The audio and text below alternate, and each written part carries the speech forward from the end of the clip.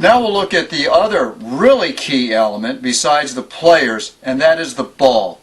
Because without players and a ball, there's no game whatsoever, no chance for a game.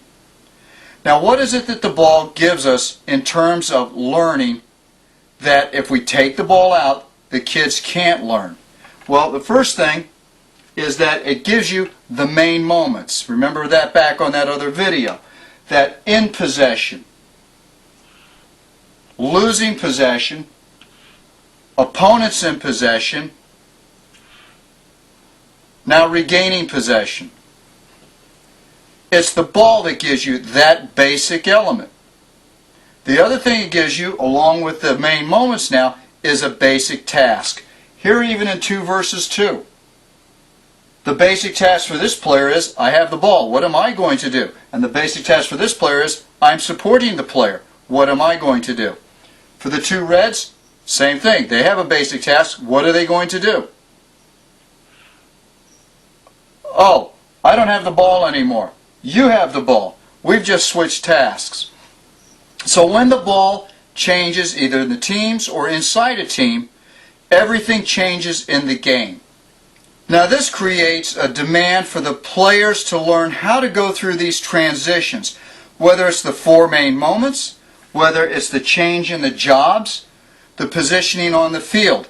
This requires thinking. It requires the players to analyze, read what's going on. It requires an element of sense-making for the situation. That's something that cannot be done without the ball or by players taking turns. The transitions are an integral part of the game and learning. Now the next thing we have here in the ball is something that's really overlooked in soccer, and that's just a pump and a needle. How many times can you go out to a field or even before a game and you can hear kids hitting something that is seriously underinflated? One of the key complaints that you hear from coaches of premier teams, even national teams or the professional, the high-level college teams, is a lousy first touch. Players have a lousy first touch. Well, think about how that could be impacted if coaches would simply take a pump and a needle and inflate the ball. And as a matter of fact, overinflate the ball. Because now you're giving the players something to really concern themselves with than just giving them the crutch of a dead ball to kick around. Another way to adjust the ball is through the composition of the ball or even the size of the ball. If you have 14, 15-year-old kids and they're playing with a size 5, give them a size 3 once in a while. Throw it out there. See what happens. See how they adjust to it.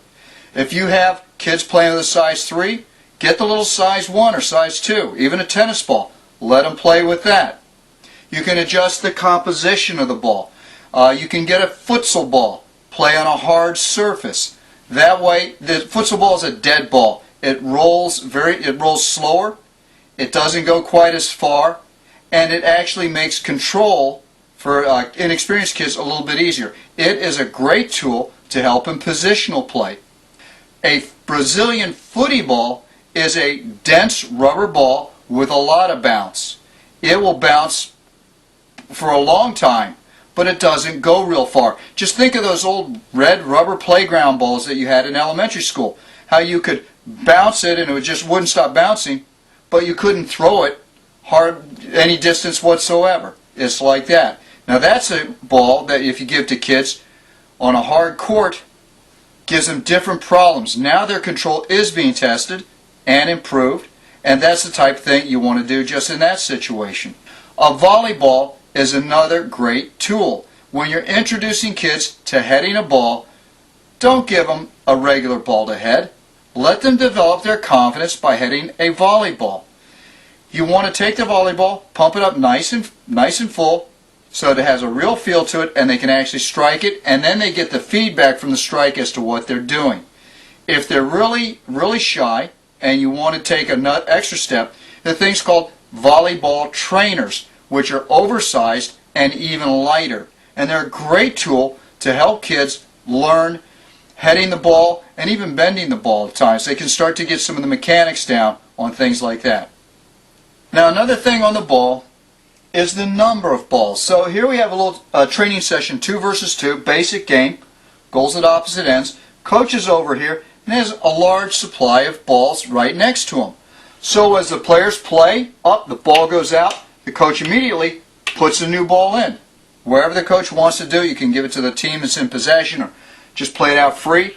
Player takes it, I shoot wide over there, no problem. Coach puts a new ball in. Player dribbles, loses in a tackle, goals scored, no problem. I put a new ball in.